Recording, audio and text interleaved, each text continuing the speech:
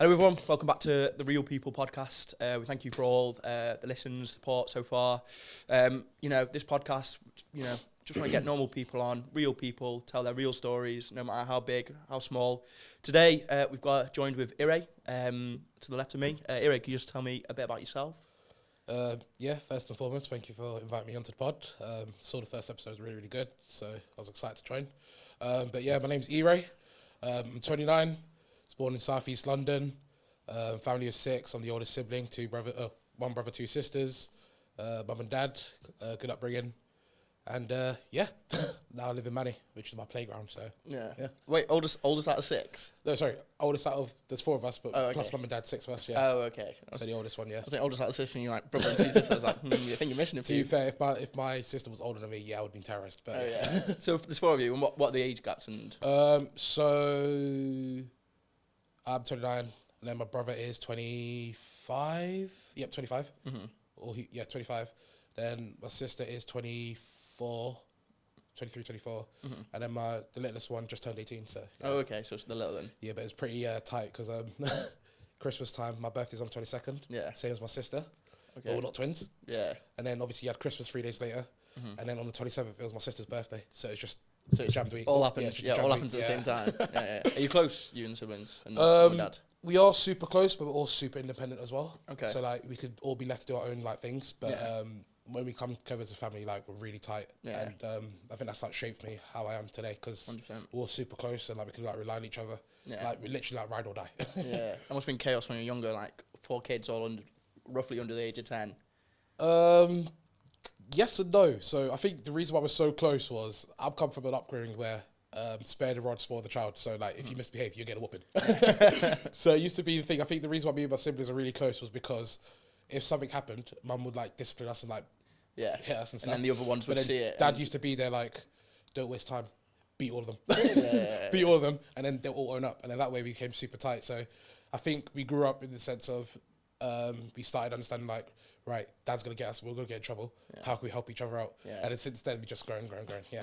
Damage limitation. Okay, yeah. I guess as well, like, if you see one of you get punished, the rest of you's like, God, I don't want that. So you'll just kind of... So we'd be like, right, I've taken the beats. Yeah. I know how to play the game. So the littlest one in the family, 18, she gets away with murder. It's actually super like, she's well behaved and stuff, but like, there's little things that I used to bat my parents for. I'd be like, if this was me in your prime, I'm getting beaten on my life. Yeah. But she's getting away with it. I'm like, what's going on here? Yeah, it's the little one that always... So it's all good. And then mum and dad, are you close with them? Yeah, super close to them. They've pretty much been in every aspect of my life. Everything I've done till date. Yeah, it's really good. Mm-hmm. Dad, they're actually ministers of a church. So they've opened a church in Lincolnshire, yeah. Mm-hmm. Mum used to be a business counsellor. Well, they used to run a newsagents. Mm-hmm. Actually, before that, Dad was born in Hackney. I used to do bus driving around London, so he knows like London the back of his hand. Moved to Nigeria, and then that's how he met Mum. And then they came back here, opened business, ran like a phone repair store. They opened news agents as well. And then Mum went into business consultancy, really good at that. And then obviously growing through church, Dad was called to become like a minister, so he got ordained and stuff like that. Obviously stayed in London, then we made a transition to Lincolnshire. Yeah. Okay, what age were you when so you were born in Southeast London? Yeah. What age were you there when you moved from then to London? I always get this wrong. So like, you start year 8, so like 14, 15? Okay, year 8. That's like 12, 13, 12, I think. 13. Well, like mid year 8, like around that age. GCSE, Okay, wow. So that's a kind of a big time to move, like kind of age wise. How was that? Because moving from London, especially to Lincolnshire. So how was that?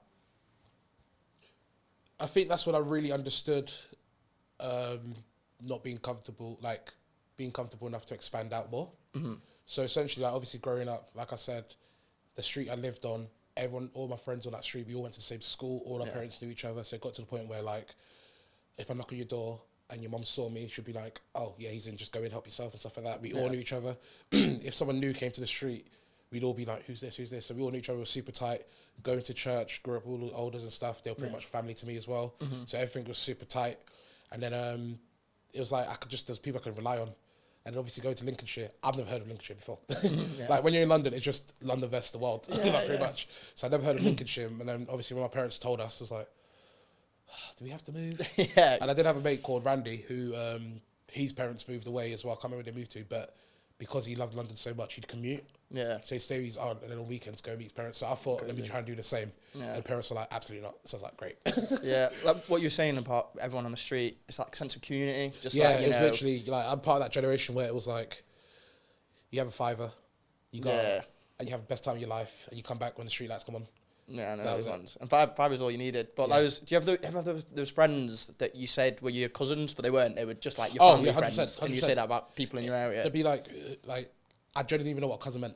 Yeah. So it'd be like, these are my cousins, and then they're like, we're actually not your cousins. I was like, what? How's it work? Yeah, you just think you're family friends. Because we grew up together, so it's just they're like, we're pretty much family. So, like we stay at each other's house, play PlayStation, wrestling all the time. Yeah, great times. Yeah. So what was that like? Because I guess long term, it was probably good in a sense. Like moving to a new city where you didn't know anyone means you have to put yourself out there and branch out. But at the time when you're a kid, 12, 13, moving to a new school and moving to a new area, you're like, what is going on? Like, what was that like to you mentally? And what was that? Was there any challenges with that? I think if it wasn't for my parents, it would have been pretty difficult, to be fair, because I went to an academy in London, which was like an all-boys school. Yeah. So all like the mates and stuff like that, it was all banter. And then obviously the first like secondary school I went to in Lincolnshire, it was mixed, innit? Yeah. So girls get involved. So you got to learn how to like compose yourself. I know. So I'm like, right, cool. What character am I going to build for myself? Like, so people know, well, go on, what's up? Be what you wanted to be. But jokes aside, because my parents have always been like very like outgoing people. Yeah. So I've always been a firm believer of like treat people how you want to be treated. So I was literally like, okay, cool. Go to a new school. No one knows me. Yeah. I'm not going to judge anyone. Let's just introduce myself to every type of. You had different groups. So you had like the nerds, you had like the gamers, you had the people that were popular, who were not anymore. You had all those different types of groups. So not to my own horn, but I was a person where I could like talk to any type of group just to get a feel of everyone, and just so that people knew that if I'm not there, people can still talk nice about me. Yeah. So I literally learned that from my parents, and then it made that transition a lot easier. 100%. And stuff like that, and obviously it's an African household as well, so. When I moved to Lincolnshire, the first thing was make sure you get your GCSEs sorted. It ain't time to be messing around. Yeah. The first time a schoolmate after parents' evening, I was walking out parents' evening with mum, and she was telling me about my reports and stuff. She was like, "Okay, you did well, but make sure you do this." A friend in my class saw me. She gave me a hug, walked off. She goes, "Love you, E-Ray." Mum goes, "If you don't turn around right now to me," because I was like, "Yeah, I love you." Mum's like, "Turn around, get home." I was like, yeah, no girlfriend until like 18.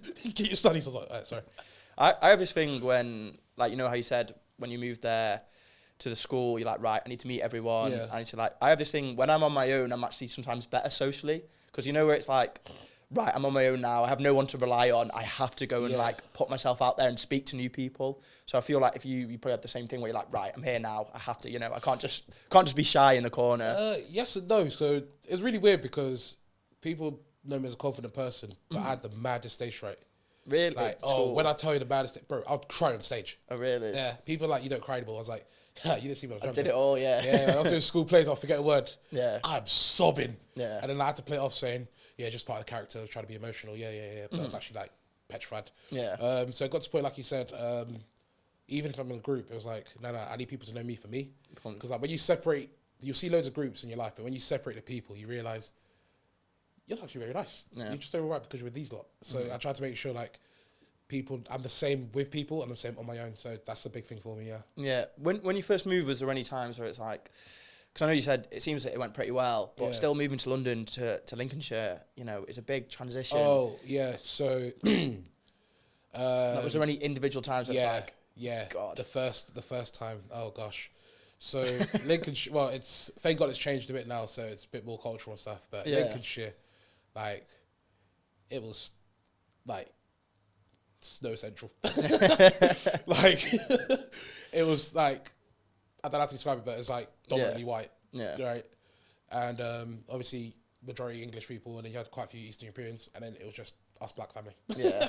So it was a bit like, wow, what's going on? And it got to the point where if we saw another black family, just because of how Lincolnshire was, we automatically became friends. Yeah. And like we're still lifelong friends now, but it was just there like, oh, because we're black, we stick together. Yeah. So there was that time. You get the odd looks here and there as well. Yeah. But it was really weird because like, you get the stereotypes like, oh, he's a big black guy, he's going to beat me up. I got that a couple times. until people got to know me. So I use it to my advantage. I was like, if that's what you think of me, that's on you. Yeah, you know what I mean? I'm just here doing me. So like, if I'm being honest, I did play on it a little bit. So like, if I wanted to get in the head of queue and stuff, I'd be like, yo, move up. I would play on it a little bit, but then I realised, wait a minute, this ain't my problem. That's you judging me. So it's like, do you? But moving forward, it was, just people that wanted to know you got to know you. And then you just realised we're all the same. We all bleed the same, you know what I mean? 100%. Everyone's 2 arms, 2 legs. Well, yeah, but majority got 2 arms, 2 legs, you know what I mean? So it's all good. I think one of like, because I, probably similar to you, because you grew up in London, I grew up in Manchester, and both places are quite mixed, you know. So I think one thing that I have sometimes is naivety. I'm being naive in a sense of like, same with your upbringing, because I grew up with so many, you know, different kind of cultures, different kind of religions. You just kind of get used to everyone, and you don't even like take a second glance. But then you move into an area like Lincolnshire, which is like you said, predominantly white, where they're like, you know, there's that kind of what they don't know, or what they've, you know, people they've not seen before. So for you, it must have been a bit just going from something that you think's normal, like growing up in that, like we said before, that kind of sense of community, going to an area where it's just like, you know, all kind of the same, you know, same kind of race, which kind of leads to some the challenging part about that as well was I had to learn how to adapt real quick in terms of like language and lingo and jokes and like banter and stuff like that. Yeah. Because obviously you're growing up with your same race and stuff, so obviously the jokes are funnier because you're coming up through the same upbringing. So like when we talk about, my parents used to whoop me as a discipline, they will know because it's banter. But then if I told other people, it was like, oh my God, you're a victim. I was like, nah, I think my parents beat me, because if they didn't beat me, I'd be reckless. So I actually think them that did that and stuff like that. So it was like understanding the shift and like, okay, what level of joke can I do, or how far can I take it and stuff like that, which was really interesting, And school, like... school as well between London and Lincolnshire was a big difference. Yeah, what were the main differences between school in London? I think the big difference was for my brother. Yeah. Right, so God bless him. So my brother in London, okay, so me and my brother and my first sister, we all went to the same primary school. Obviously, I was in the year above. I did like the talent school play, we did talent shows. I was like one of the head boys as well for like half the year. So the head teacher already knew me, and then obviously when they know you, they always say, oh, Josh, we know your brother, so they automatically know you. So it's like, yeah, cool. So I plugged him in it. Got him in there. So I used to get, my mum's big, when we went to parents' evening, and this is the big change I saw. Parents' evening in London to Lincolnshire, completely different. Parents' evening in London, mum used to tell my teachers, to me, my teacher, my brother's teacher, if he's misbehaving, right, I'll give permission to hit him. Yeah, I'll back you in court. I'll sign any documents on the side if he's misbehaving. So that's your teacher? Yeah. So we used to come to school, like, if you misbehave, like, oh, if I tell you off now and I told your parents, what do you do? And then we'd say, mum probably, like, give me a little slap and then tell me off. And the teacher would be there like, okay, cool, because you need that discipline. Yeah. And that's because that's like, cultural, isn't it? Yeah, it's community. So transfer that to Lincolnshire. It happened again with my brother, misbehaving. Mum said the joke. Well, not said the joke, but said it to him. He said to the teacher. Teacher was like, "Do you think this is what you should be doing? What happens if I tell your brother? Tell your parents? What's your dad and mum gonna do? They're gonna hit me." Do you know what they did? Bro, they called my parents and said, "Hi, Mr. KG. Just to let you know, we have called child services. No way. Yeah, we called child services Pastoral because we think you're." We just have some concerns about your son Josh. Obviously, he's mentioned about him hitting him. My brother, when I hung up the phone, I remember my brother telling me, he was like, "Why did you do that? Like, why did you do that? You just made it worse."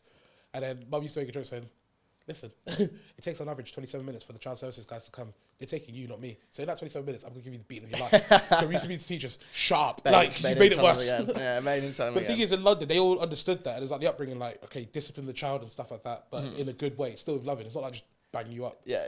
Lincolnshire, nah, none of that. It was a bit like, oh my God, don't do that. Like, time out. Everyone's nervous. I could never get grounded, could never do time out. People that know me know I love napping. So if I got grounded, Mum knew that, nah, he loves it, because I'll just go to bed and sleep anyway. So it was like, yeah.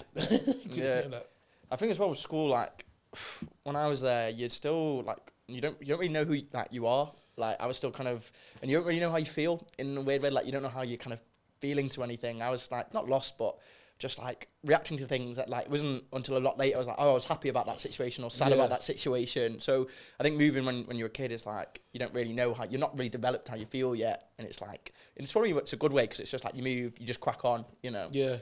To be fair as well, I learned quickly a lot about how like school life was because I've got a cousin who's like just a couple years older than me.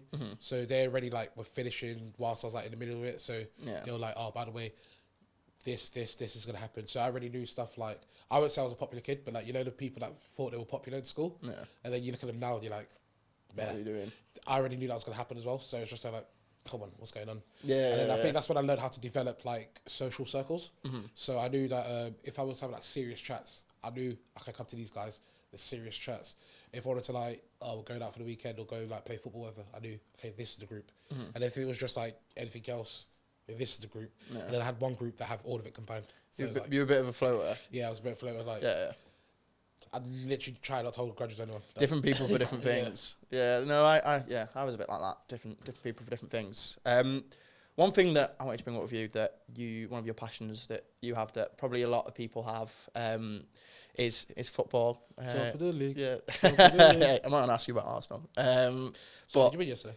What? Yeah, good. But yeah, no, I wanted to talk about football and because I think a lot of things, there's always, you know, kind of understanding people who they support and what they think of, you know, what they should do tactically, like, oh, that, you know, City should play that way or Arsenal should play this way or they should play him or not play him. I want to talk more about, you know, why you think football is such a predominant thing in people's lives and why, you know, for you, why you're so interested in it and why it's such a big passion. I genuinely don't even know why. I think, how did I even get into it? So I'm an Arsenal fan, right? And I think I got into it as like obviously growing up through church. All the like the older guys that were in church are all Arsenal fans. Dad used to live near Highbury as well, so obviously he just naturally became an Arsenal fan for sure. And then it just got to the point where like you're around the same people, so you just automatically become a fan. And then that started, and I realised it's just so easy to like chat about. You could go so many directions with football. Yeah. So like for example, like you said, the transition from London to Lincolnshire. Like if I'm meeting some people in school, I'd be like, oh yeah, my name's Zero, batter. I'd be like, oh, by the way, what team you support? And it'd be like, it's an easy conversation. Yeah, it's an easy conversation to start. And it'd be like, okay, what's your season? And just so many ways to go. And it's just so easy to connect with football. It's a great social thing. Like if you play, you meet people. You know, if you watch it, you can talk about it. It's a great. You know, I played football my whole life, and it's a great way. Like I've so many people that I still know just because of football, like playing. I think as well, it's really weird for me because you know how everyone's like, I want to be a football player when they're growing up. Yeah. I was the opposite. I was like, I want to be the world's greatest manager. And I think it's because like I'm a big fan of Foot Manager. Yeah. So I was like playing it for ages. Yeah. Like a lot, and it got to the point where I'm watching games and I'll just be there like, Pep don't know what he's doing. Put me in charge, mate. Yeah. And I'm definitely like, I'm so deluded right now that I'm confident to say like, put me in charge now, I'm winning it all. Yeah. Why do you think football is so like? It's such, you know, if you asked a lot of people what's their number one passion, they'd say football. Why? What do you think it is about football that you know that really, you know, ticks a lot of people's boxes? I think it's just the connection you have with them as well. Like obviously, there's so many stories through football. Yeah. One thing that resonates with me as well is that I really am a big fan of those who like show their faith or they've shown that they've overcome adversity and stuff like that. So that I get connected with that. And it's just like another escape. Now, I'm not saying like life is like rough or anything or stuff like that. It can be for you. It might not be. So like life is all right. But it's more like, it's just a pastime where it's like, obviously working 9 to 5, Monday to Friday and stuff like that. But then it's football on the weekend. I go out with my mates. It's just, for that 90 minutes, it's just... Yeah, you can focus on that. Yeah. And it's just a hobby and stuff like that. And then obviously you get really invested. So for example, I'm a big Saka fan. But the only reason I'm a massive Saka fan is... obviously because he plays for my club, but the fact that he came from the youth academy and grew up, so it's like we were watching him grow up through us and stuff like that. Like Eze as well. How was that, like you said before, it's that's just like one of the things, like storylines. It's just storylines, the connection as well, and then just the rush you get when your team like wins a trophy or beats your rival, and the fact that you can go to school as well. Like the one thing I wish happened when I was in school was I wish we had like the players that we have now. Because like obviously Gabriel Saliba, Declan Rice is. Yeah. You could go to kids could go to school saying, "Oh, we got Declan Rice." Yeah. Mate, I was going to school saying, "I got Matthew Flamini, bro. I got Yaya Sanogo." I was fighting for my life. So little things like that. Yeah, fairs. Little things like that. But then you could go to school knowing that, oh, I can't wait to see the guy on Monday. We beat you 6-0. Yeah. And it's just the enjoyment. It just naturally it just got everyone closer together. Sure. And then it just bragging rights and stuff like that. 100%. Yeah. I mean, I grew up in South Manchester, and I'm a big City fan. But you know, and being in South Manchester, it's quite near Old Trafford. So, like, there was me and my best mate who was also a City fan. There was like probably like one City fan to every 10 United fans at school. Yeah. And then second school was even worse, you know. And this was when United were like, we were like born, it's when United used to dominate. So most people just, you know, became United fans. But do you remember when, I think it was like 2012, and we beat them 6-1 at Old Trafford? And it was... Is that Balotelli? Yeah. I think he pulled it why it was me. But then that's following Monday where it was like me and him and the rest of our boy group were pretty much United fans. And it was like our whole like first like 12 years was just United being like, you know, every time they beat us, which was every time. It's funny you mention that now, because now I'm thinking, I think that also shaped who I am as well in terms of, I had this habit where like, if I've lost the debate, I'm not backing down, I'm doubling down. Yeah. So it got to the point where like, everyone was a Man United fan. Everyone was a Man United fan or Chelsea fan. Arsenal getting cooked. Yeah. So like, I'll come to school and I'm hearing it. Bro, I was growing up when we lost 8-2 to United. Must be a tough time. Was that when Wayne got sent to the stands? It was like, I hate to be an Arsenal fan. I'm like, I don't hear this. But you have to, because what you're saying there is like, because you had nothing really to say. Yeah. But with United, it's like, even if you beat them, you know, at home once, say like, we just won the Premier League, and it's like, I don't really have anything to say to that. Yeah, so true. It's like, I think football for men a lot is why I think a lot of people kind of are strung to it, because it makes you feel a lot of men, I think, just don't really know how to like convey or, you know, convey their emotions. And with football, because it's a bit of a release, if that makes sense. You know, they know, you know, because like you said, there's such happy moments, but such sad moments, and for that hour and a half, you kind of, that's all you think about. I think I get that when watching, but also playing. Like, I remember sometimes where I've had like quite stressful things on, and then I'll play football, and that's all I think about will be playing football. So it's good to like, I don't know, to put kind of those stresses and emotions aside. But I know what you mean. Like, we got beat this weekend, and it's just like, I can't even, you know what I mean? It's like my weekend through, and it's like, why is it like that? Since like maybe 13, 14, I've got this thing where if Arsenal win, I'm watching Match of the Day that weekend. Yeah, but if you lose, you can't watch it. Listen, skip the game. Yeah. TV's, I'm trashing TV, bro. It was like, especially, you know, 12:30 kickoff and you lose. Like, I can't even like enjoy the rest of the weekend. Yeah, I can't even hate much because I've just lost. Like, I've got nothing to say. What, as a football fan, what has been like your highlight of, you know, your football? Yeah, I'm gonna say football career, but your football career so far. What was one moment where you're like, oh my First god? Of all, my football career, I would have played for Real Madrid, but I'm saying football career, but you're decided to be an account manager instead. You know what I mean? All calls are recorded. Highlights. I think the 9-year drought.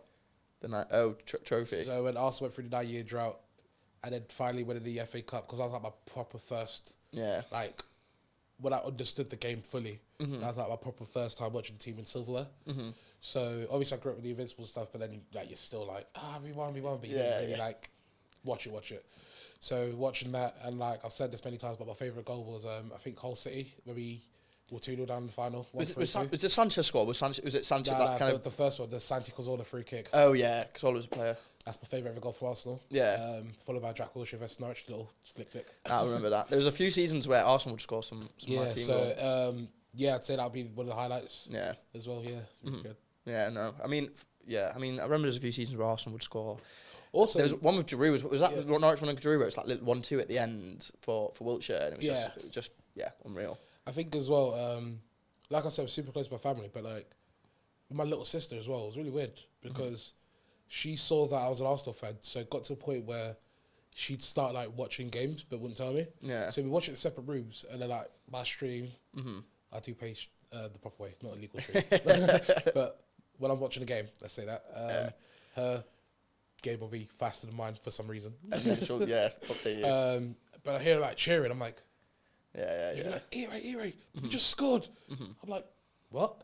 And then she found that as a way to connect with me as well. So now then she'll just be messaging me saying, we didn't win this weekend and stuff like that. I was just like, that's crazy how like football can just make you closer. So like, 100%. Who is no Arsenal player? Who is your favourite ever player that hasn't played for Arsenal, and why? Good question. I'll give you mine.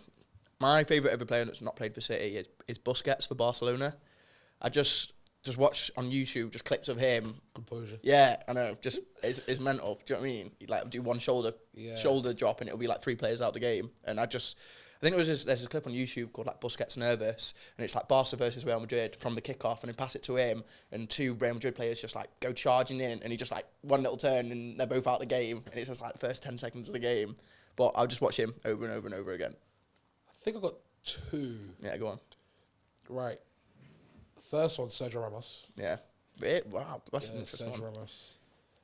Obviously, growing up playing football, always played centre back, and I just loved, like, he's just no nonsense. I'm always a big fan of no nonsense. Like, all this pass out the back stuff, yeah, it's great. Yeah. But I'm always a firm believer of no nonsense. Get in their faces. He's a leader as well. He's a captain. Give it to them and stuff like that. And, like, he will speak up as well. So, like, I saw some of the characteristics of him and me. So I was just like, I rate that. And then I'd say the second one's Dave Beckham, just because of... Okay. A bit of a different second one. No, just because what he's done from the game as well, and how he's like developed and like the build up with his his career as well. Yeah, so, like I'd really sweat that. So yeah, I think the Ramos one, because I think you get that when you're a team that wins, you've got to have players like that who are like leaders, who are like, you know, captains, but also like who are just unlikable players, but they're like winners. But the thing is as well, like obviously people see him as like a villain in the football world. Yeah. What they didn't see was like Real Madrid obviously have quite a few like academy players that are coming through and stuff like that, and they always get injured and stuff like that. But what they don't know was, obviously when you look at their social media stuff, all of them were like, oh, if it was Sergio Ramos, I would have fell into depression or I would have done this. Yeah. Which I really like, because I'm the type of person where like, if I got a mate that's going through something, I'll try and be there for them. 100%. Ramos would be there like, oh yeah, I'll come spend like a couple hours with you. I know you've got your ACL, but let's just get your mind off it and stuff like that. So it was like really cool. Mm-hmm. Yeah, the kind of things that you don't see. Yeah, I mean, I like someone on the pitch who's just a bit of a battler as well. Yeah. But yeah, he's normally a player that's normally disliked. One of the other things that I really wanted to talk about, which I think is really interesting, because I think when people, you know, especially things like this, it's always kind of like a sob story. It's always like, it's always talking about like sad things or things, like unhappy things. When I think sometimes, you know, what goes unmissed is like positive things and your approach to things. And one thing that you kind of said when, you know, we had a little talk before getting you on here was you're, you know, quite a positive person, and you want to keep that throughout, and you want to keep that kind of how you approach things and how you take things on, which I know it seems quite a small thing, because I feel everyone would be like, yeah, I want to be positive. But, you know, there's actually people who say that and then something will happen and they just, you know, go into default mode, negative mode. So one thing I really found interesting when speaking to you a bit is that you know, try and approach everything, you know, positively. So can you talk a bit more about that and where that kind of stems from, or what your kind of thoughts about, you know, trying to just keep a happy mindset? Yeah, of course. Again, family. I think what made this, I'm so big on family. Like, can't wait to have family of my own. Yeah. I always make jokes when everyone said I want 11 kids. Yeah. Don't, but you know what I mean? Like, yeah. I think, with family, so the times that we're in right now in terms of like society and community and stuff is a bit of an underrated thing to have, where you can confidently say, I came from a good upbringing, good background. So it's like, great. Yeah. Now, I think the biggest trait that I've seen, that I've learned over the years is from dad. Like, you know how like boys will like rage bait or battle or trigger each other? You cannot trigger my dad at all. Oh, really? He would just be there like, so for example, be like, wait, I beat you. He goes, good, you got that fighting mentality, you got that winning spirit. And you're like, I can't get to you. Yeah, it turns it into like, turns it into a positive for you, and you're like... So dad's always seen it like that. So dad's always taught me that way. He's just there like, why are you reacting? Because the minute you like react negatively, it's like, you're no longer going to control that situation. Yeah. So I've always grew up with that, and knowing that everything you do has a choice. Regardless of what situation, me personally believes that everything you got a choice. So glass half full, half empty. You know what I mean? 100%. So we see it half full. So I'm like, okay, crap, I'm at rock bottom. Yeah. Okay, but what's the positives here? Because mum's side, what she used to teach me was, end of the day, you go through crap in life, you go through whatever in life, but then you feeling a certain type of way, it just add an extra to it. So it's like, do you want to add more to it, or do you just want to be like, right, crap, I'm in this situation. What's the way up? So whatever position I'm on, I'm always thinking, okay, how can I get out from here? Yeah. And that's how I always view life as well. And it's just so much easier. It's just so much easier. It's so much freeing. It's like, happy to say never be like going into depression, none of that. Yeah. It's just so relaxing. It seems that I mean, one thing that I have when I go through problems, instead of kind of like addressing the problems like face up, I'll kind of go into like pilot mode. So instead of being like, right, let's sort these issues, I'd be like, right, let's just get my head down and try and get through it. And then I'm not actually sorting out my issues, and then I go pilot mode, so I'm like turned off from everything, and then all these other issues stem from that. See, I'm kind of like that, but with how in pilot mode is because I'm like, no, I'm going to sort this out, because I've always been there like, you're like looking at it and getting it sorted. I'm doing it myself, you know what I mean? I got myself into this, I'm getting myself out of this, you know what I mean? Like, yeah. Even though I've got people to like help and support me, I'm like, no, it's my mess. Mm-hmm. I need to sort this. I'm taking accountability for this, yes, I'm going to take myself out of it. Mm-hmm. One thing I did learn over last year, though, was, and I did have a good conversation with a good friend called Robin, it was like the whole DMCs that people give you. Yeah. So it's like, I think as well, it's really weird because comparisons are thief of joy. Like, I mean, like, why compare yourself? Everyone's meant to run their own race and stuff like that. 100%. So I'm always thinking, like, when I'm hearing DMCs, I'm just there like, right, I love you, but rah, thank God I'm not you. Like, you know what I mean? Like, people love to vent. People love to moan. I'm getting triggered because like the dishwasher's not working, something like that. But you're going through all this. I'm like, I'm sweet. Yeah. So, but then I realised that's the wrong way to look at it. Like, not comparing, because obviously people go through stuff and they take confidence and confiding in me. So I was like, cool. They feel comfortable to do that. So I'm like, all right. But it's more like, I just feel there's a choice for everything. Mm-hmm. Like, it's weird. I don't get it. It's like when people are negative, it's like you're choosing to do this. Like, you don't need to. Yeah. You just put yourself in a bad mood, and you just make your environment in a bad mood. And then obviously when you make your environment in a bad mood, it's hard for you to get out, because it's like, I see it's like you here, your friends, but then you're making them more negative. Mm-hmm. But then before you find positivity, you're blocked because you've made everyone around you negative as well. So it's like, so like I'm really good at like, sometimes I won't say stuff, or if people see that I'm zoned out, it's not because I'm zoned out. I've just generally trained myself to like, if you're negative, I'm not hearing it. Yeah. And then my old negativity like catches on. You know, just one person starts moaning, and then before you know it, it's everyone kind of gets involved. Yeah. It's just that my old director, Laura, and this is what I learned from her as well. Like, just everyone's like, oh, this is happening, but what about all the good stuff's happening? Like my grandma, actually, the best thing she ever used to say to me was, when we used to complain, she goes, you're complaining, you should be thanking God right now. She was like, we're like, what? But this just happened. She goes, yeah, but do you think a dead person can complain right now? I'm like, whoa. I was like, that's so true. So I was like, yeah. I think, definitely. Yeah, I mean, one thing I've learned like later is just what makes me kind of happy. I think that's one thing I've learned the past year. And I think one thing that makes me stay positive is just being busy. Like, I think one thing when I used to go into this kind of pilot mode, I would just kind of not shut down, but just I would stop like seeing people, stop going out, stop kind of, just doing things that, that are just fun to do. And then now when I've had issues come up, because obviously everyone's human, things do come up. Was that you being happy, or was that just you being mentally drained? It'd be, so like, let's say if like an issue happened to me, an issue occurred, instead of me like straight up looking at that issue and be like, right, I need to solve this, I will kind of just shy away from it and just keep on going. And then I'll start to like, I'm such a routine person. I'm such like, this, then this, then this. I'll start to get out that routine, and then other things start to, I have like the same negative traits that if I'm in a bit of a rut, I start doing those negative traits and I start to not look after myself properly.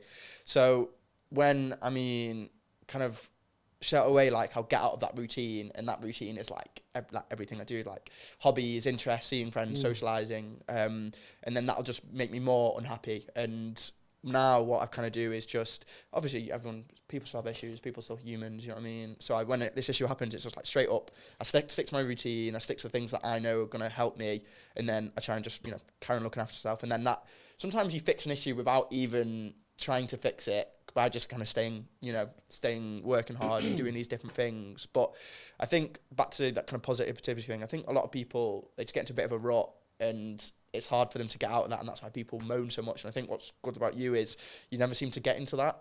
You just... It's non-negotiables as well. I think that's the biggest thing I do. It's another thing as well, just growing up as well, because obviously when I went to uni, it was like the first time I was like properly away from home. Yeah. So I was like, right, this is my first ever time. So it's like, you're own, do it. So you either do it or you don't. So it's just like, why not do it? Yeah. So like, it triggers me a little bit, if I could be honest, where people like, it's okay to not be okay, but it's like, it's also okay to be okay. You know what I mean? Yeah. So it's like, 100%. we're so tripled down on this side, but it's like, this side's still good. So I've always given myself non-negotiables. So like, if I'm having like a tough week, because when I say tough week, like just tired or drained, like I try to visit as many friends as I can and stuff like that, but it's mentally draining. 100%. And like social batteries on all-time high, but sometimes I'm like, right, I need to sleep. Like, it's not that moody, I just need to sleep. So I try to have non-negotiables where like, okay, cool. This day during the week is like, if I'm walking, like little silly things. So like, if I'm walking home after work, I always make sure that, right, instead of walking that normal route, I'm gonna take the extra long way around, just headphones in, just banging music, just to walk. Time to yourself. Just little things like that, just non-negotiables to keep me going. Or like, this year so far has been going really well. I've started doing stuff like, if I said I'm gonna do something, I'm doing it straight away. I'm not even gonna question it twice, just do it straight away, get away. And just little things. So once I have those like little non-negotiables set, it makes it a lot easier for me. So I think doing it straight away is a big one. Like, you know, it's like, oh, I'll start on Monday. That kind of vibe. Or I think that's my other thing. If I have a bad day, it kind of ruins my like week, and it's like, right, I'll start my routine again on Monday. It's like, just start tomorrow. It's you like, know. Obviously Morgan's favourite saying, what was it, one day or day one? It's actually true. Like, you can do it or not. So yeah, no, I get it completely. What do you think it is about why, you know, people are so, why we've got this kind of moaning society or this negative society? Where do you think that kind of stems from? Brutally, lack of accountability. We've just made it in a time where misery likes comfort. Yeah. But we've made that comfort too comfortable. So it's like, it's getting to the point where like, so remember, was it like last year on social media, everyone was talking about that cheating outspread? Because like on social media, you just saw everyone like, all social, like celebrities cheating and stuff like that. But you read the comments, I'm just there like, can we talk about two people hurt here? Like, but everyone's like picking sides and stuff. So like accountability, stuff like that. It's just like, what's going on? Yeah. And it's a bit like football. Once you start talking about something miserable, everyone's going to be on it. Catches on. Yeah, it catches on. It's just, it just feels like lack of accountability and choices, really. It's genuine choices. I genuinely believe you have a choice in everything you do. Yeah. Like, there's not one thing, I can't think of anything, maybe I'm wrong. I don't know if you want to get people to write in the comments, but generally, I don't think there's anything in this world where you don't have a choice. Yeah. Have you had a time where you have like struggled and have it been that was a tough time and it was tough to get back into this mindset of, right, I'm getting back to what works for me and getting back what's right, you know? The only tough time was Granddad passing away a couple of years ago. That was the only tough time because that was like the first like death in my family that I've experienced growing up. So it was like really weird because he was like always like my number one fan. Yeah.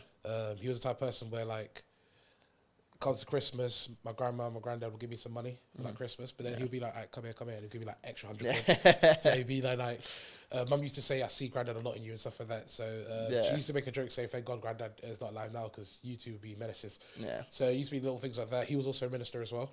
So I used to go with him a lot to church and like, obviously grow up with him, stay around his a lot. So I think that one was tough in terms of like, he's actually not here. Yeah. He's actually not here. Especially that first family kind of passing. It's definitely. But then, like I said, with me, with choices and stuff like that, and the upbringing, the way I saw it was, okay, Granddad's gone. It sucks. However, he was plus 85. Yeah. He's lived life. I would choose to look at this as a celebration. Yeah. Like he's lived life, and the fact that he was so in his faith and what I believe, I know that he's going to go to a better place. So he's going to be no more suffering, no more pain. Yeah. So the fact that he's lived life, he's enjoying life, that's fine. But then other people won't take it that way. So that me change that mindset to that, it's great. Now when I talk to family or talk to friends about him, it's just banter stories. Yeah, like positive memories. And little things like that. That's how I literally. I'm tuned in. So your granddad and dad, they were both ministers. Is that what you said? So you said for churches. Yeah. So are you like? Because I know you spoke about it a little bit, but is that something that's a big thing to you, or it's 100%. Something? Yeah. 100%. And just for clarity, just because you go to church doesn't make a Christian, but it's one of those like, it's a church I go to now, Audacious. It's like very impactful in terms of, I know people go there and they think it's all preachy, but then you could tell who actually knows what church is and who's just seen a Hollywood film or whatever. Yeah. So they know the difference. And the ones I go to are actually really good because it's like, it feels like it's like a recharge for the week. So if I go on Sunday, they'll do like for example, the last service I went to, or one of the services I went to, they'll talk about hill grabs. Yeah. It'll be like, what are all the negative things in your life that are holding you back? Just remove one a day. Yeah. And then stuff like that, I was like, oh wow. And it's something that you would say. Yeah. And then, you just go to the week, and then it just boosts you up for the week. I felt like I've gone through this week. Oh, I'm drained. Yeah. Church, recharge, brand new week. Yeah, because it's on church on a Sunday. If that's correct. I feel that's like quite a good day to have it, because it's like having all your week, gets to Sunday, bang, refresh, you go again on Monday. And I'm really big into the worship, the music, because when I was growing up, I played drums through church. Played for about 11 years, so I've always had that connection with like the music and stuff. I've worked on like the sound engineering and stuff like that, like testing. I've done all the announcements on the screen. Yeah. So I've always been through. Had a different kind of connection as well as just being. And I don't know if you've seen that meme. It's like being a part of it as well. I don't know if you've seen that meme when your church crush comes into church, you carry extra chairs. I generally think I'm one of the people to create that. Yeah. Because it'll get to a point where like. You're drumming really quick when she comes in. I'm start doing like random fills. Drum solo when she's We're singing Oh Holy Night and I'm doing a drum solo. 3-minute drum solo. When you said that before, writing a negative thing that you're going to leave behind, what was yours, or is that? So when I was younger, it's crazy because like obviously you see me before the pod, like just having a chat. Yeah. And other people that watch this probably know me as well. But I used to have the maddest anger management issues. Yeah. Like, I think this is why it's so different for me. Yeah. When I was younger, anything will set me off. Yeah. Anything will set me off. Like I said, we're super tight with family, but we still had our fights. We still had our fights. And it gets to a point where the women in my family can fight. So, like, I'm not backing down. You're not backing down. So where we go from here? So anything used to say, like, little things just get triggered and stuff like that. So I used to write, that used to be a thing I used to write down. One thing I used to write down as well was, you know how you're growing up, you'd be like, oh, my parents annoy me. Yeah. I think the older I've got now, I realised, did they annoy me or did they teach me? Yeah. Because nowadays, like, I'm seeing, like, for example, people tell me some stuff or go through things, and then I'm like, I'll straight away go to my parents and be like, what's your best advice for this? So I'm confident in doing that with them. But then I'm like, now I'm thinking about it. I'm lucky you did the stuff you did to me. I'm lucky you did it because I've seen people like my age on social media, or you just see like kids nowadays and stuff like that. I'm like, right, you need a whooping, or like, I feel people forget no discipline like, whatsoever. Like, you have no respect. Kids nowadays are mental. I got a mate that used to. He goes, I'll be like, oh cool. So what we're doing this weekend? He goes, oh yeah, Linda's gonna make us some tea. So I'm like, oh Linda, your sister, your cousin, nah, my mum. I'm like, I could never say mum's first name like that. And you're just confidently doing that. I'm like, the respect's gone.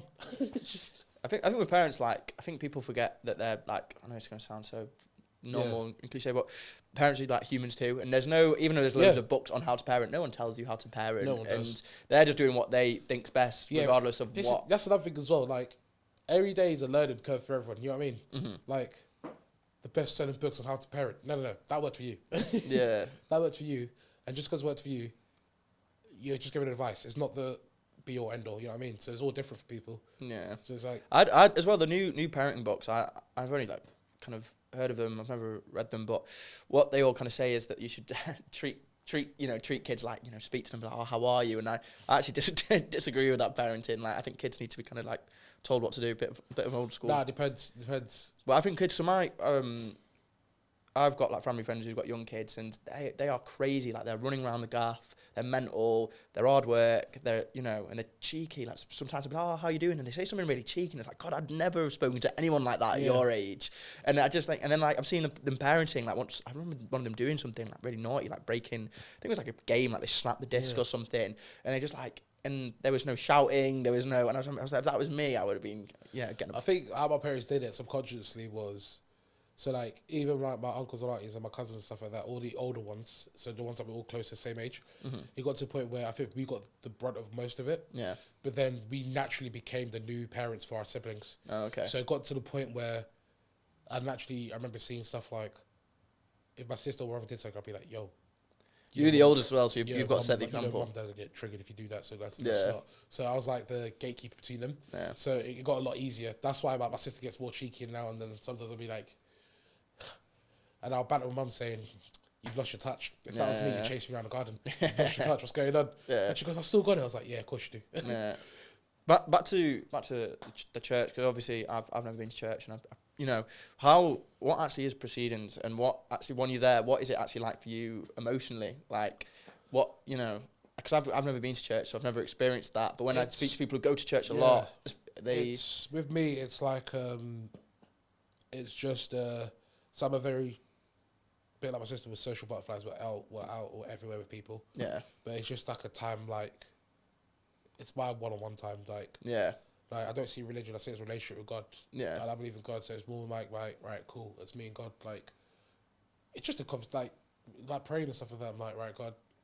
So I've done this week. Oh, don't go through this. Not even a confession, just chatting and stuff like that. Like just guide me, show me the way, show me what to do. Like if I'm doing this, and even like if something's gone really well, I'll be like, thank you. You know what I mean? Yeah. But the rundown of services with our one, we do in Audacious is we start with worship, like so praise worship, like songs, and then they do like announcements and stuff like that. So Audacious is a really big community. So they've just been updating us with like what they're going to be doing around Manchester. We've got quite a few outreach missions, so people going to India, Pakistan. Nice. Obviously, we've raised money for a certain team to go. They're building schools and stuff. Dad's doing the same in Pakistan as well, building schools. We bought like houses for like homeless people as well. Yeah. So they do a lot of community work. They've got like business schools as well to help people get to like jobs. Yeah. So do all that, and then obviously you get the preacher. We tend to get like guest preacher from like either Australia, America, whatever. And they're really good as well, because the last couple of guest preachers I've gone to listen to, they're all ex-convicts, so they've all like gone to jail, and they'll be there like, yeah, I went to jail because I did this, but then 20 years later I've been clean, and this is my story. Turn life around. And then they'll tell you how they turn your life around. It's so motivating as well, because you're like, I can never be in your position, but the fact that you got to where you are now, it's like, I can take something from this as well. 100%. And then they just show you how... I love guest talkers, mate. You know, like inspirational guest talkers. It's so good as well, because you're just there like, wow, like I never thought of that. Because whatever you think you're going through, I guarantee you there's someone that's going through something worse. Yeah. Like, you can never have the worst thing ever. There's someone going through something worse. Yeah. So it's like the fact that you hear these stories, you're like, I'm complaining because I don't want to do work from 9 to 5. You did jail for 15 years. Like, I think I'm good. we had this guest talker in that, I can't remember his name. I was working for this company, and we had this like January, I can't remember what it was, like this January event, and we had a guest talker come in for like the last hour of the day, and it's going to bug me what his name was, because he's actually kind of famous now, like does BBC documentaries, but he was like wrongfully imprisoned for like 15 years or something like that, and for something that he didn't do. I think it was a murder that he didn't commit, and now he's out of jail. He's told his story. He now does like documentaries. I'm just kind of killing what his name is, but he like having him in, and it was just like wow, it was like so interesting, like him to go through his whole life, and back to that positivity things. You know what I mean? Like what kept him going through, like possibly like one of the worst things. I could honestly, like I said, I could honestly listen to like their guest speakers all day, every day. It's just so cool. Like, especially like when some of them that jump onto that podcast as well. Like, wow. Yeah. I know. But end of the day, positivity is like, think about it this way: you got a problem, you got an issue, you're going through something, right? You're already on like rock bottom. Well, not rock bottom, but you already feel like a 0 out of 10. Why are you gonna add the emotion on top as well, just to make it even worse? It's just heavier. You know what I mean? And then once you add the emotion as well, I think it makes it a lot longer, because you lose that, okay, how am I getting out of this? Because you're spending so much time being like, oh, it sucks, it's always happening to me, why I'm going through this, why always me, Balotelli? Yeah, I mean, I got one of my best mates at uni, like, his mum died when he was young. I was just there like, I don't know how to cope, because obviously, like I told you, we're close to family. But he's one of the happiest guys I've ever met. And we literally just sat down, like, because we all lived together, like, bro, how you doing it? And he just goes, she would want me to be happy. Like, she'd want me to move on. Like, 100%. You can only be upset for so long. You know what I mean? So it's like... Yeah. I get it. I mean, sometimes with things like that, it's so, when something so bad happens that you actually just like, not that you laugh, but you kind of see like, right, I don't know, I've had something similar that happened to a close mate of mine. It was so bad that he kind of grieved it straight away. He grieved it, and it was like, right, I need to crack on, because this is what they would want to happen. They wouldn't want me just, Because I think if you like, I understand the grieving and stuff, but if you, like I said, with choices, you need a clear, like, clarity and like clear focus. So I'm like, right, I'm not saying you shouldn't grieve. Don't get me wrong. Yeah, no, like, me neither. Take the time, but then it's a bit like, there was like a saying where it was like, if you say you're gonna clean your flat, but you say I'm gonna clean my flat in an hour, you'll do it in an hour. But if you say I'm gonna clean my flat, it will take you all day because there's no like time frame. Yeah. So I feel like if you gave yourself like a certain time, so say right, obviously don't say right, I'm gonna start crying for 2 weeks and that's it. But I'm saying like grieve, but then get to a point where like, okay, cool. Next Saturday or 2 weeks time. Yeah. Okay, I'm gonna pick myself up. We've grieved. We've sorrowed. I'm gonna pick myself up. We go again. Or we start putting plan into action and stuff like that. That's how I see it as well. Just timing everything as well. And that's where the choices come in as well. Yeah. Because once you've done that, okay, I've got the emotion out of the way. Now I've got the clarity. Okay, cool. What needs to be done? Yeah. Which way do I go? Who do I shout? Who do I like? Call for help, etc.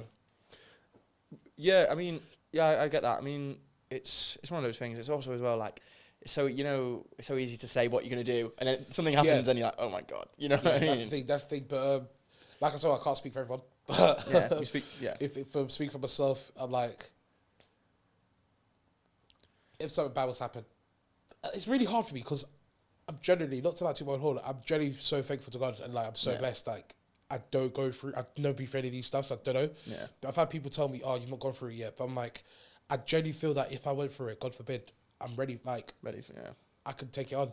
Like to me personally, I don't think there's anything worse than my granddad died. To me, so like whoever goes happens. Like my parents are so into their faith as well. Like I know to go to a better place. So I know my family's sweet. Yeah. You know.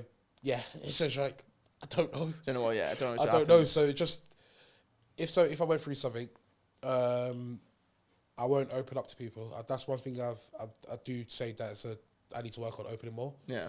However, like I said, I wanted to get myself out of it first before. Yeah.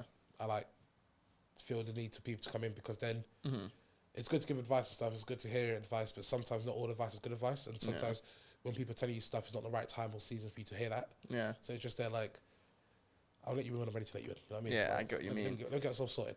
What would you say, because open up, because now, obviously this is, January 2026. It might not be January 2026 when this comes out, but, at the start of the year, what is your kind of plans? Opening up, you said that's one thing you want to work on. Is there anything else you want to work on or anything else that you want to do in 2026? Big one this year was, so I got a family chat with my cousins and stuff like that, like the ones that are younger than me. I got a family chat with them. All the older ones are all like good and sweet, like married or moved on. So I got a family chat with all the younger ones. So I made it a big thing this year because I was so bad with like phone calls. Yeah. So I made it a big thing this year where it's like, in fact, some of them text me before we got here. Give me a time during the week where you're free. Yeah. Literally just have a chat, even if it's like 30 seconds, just to catch up, just to know that I'm here. Like if you wanted to shout me for anything, or just to have like just someone to talk to, be like, oh, I went for a coffee today. Oh, great. Just so like we keep that connection as well together. A big thing as well, structure as well. Yeah. So like obviously I mentioned before this with work as well, trying to get myself promoted as high as I can. So I want to make sure like I've just got stuff in structure, like what else I'm doing, I'm going to do. Yeah. Try and go back to the gym as well. Yeah. Being told by like 2 people about trying out for American football that I used to play. Okay. And rugby. I'm not going to rugby. Yeah. So I thought, why not? Yeah. Even if I don't do the tryouts, it's like it gives me like focus. And then what Mum used to say as well is if you've got plans for yourself, if you've got things to do, you ain't got time to be messing around. Yeah, be busy. That's what I say. Be busy. When you're busy, you ain't got time to be like, I ain't a gift. I got gym to go to. Yeah, it's that routine. It's routine. So it's like that. And then finally, what we kind of ask everyone is just like, I still need to find the right way of wording this question, but like, what is one kind of message you want people to kind of not learn from you, but one thing that teaching is probably the wrong word as well, but one thing you want people to, a bit of advice you want to give people for them to, to keep with them and be like, that's what I listened to from that guy on that podcast. He said to do this, so I'm going to try and do that, if that makes sense. Yeah. I really need to find a better way of wording it. It's like one message for people that you want them to kind of like. The old cliche, treat everyone how you want to be treated. Yeah. I'd say that one. And then one that my granddad used to tell my sister a lot because he didn't like her dating was not everything that glitters is gold. Oh, okay. Right, not everything that glitters is gold. Yeah. Yeah, so I'd say those 2. Okay. Well, anyway, it's been great having you on. I think we talked about some really interesting things. Yeah, but yeah, really thank you. Really appreciate that. Thank you. Take care. Cheers.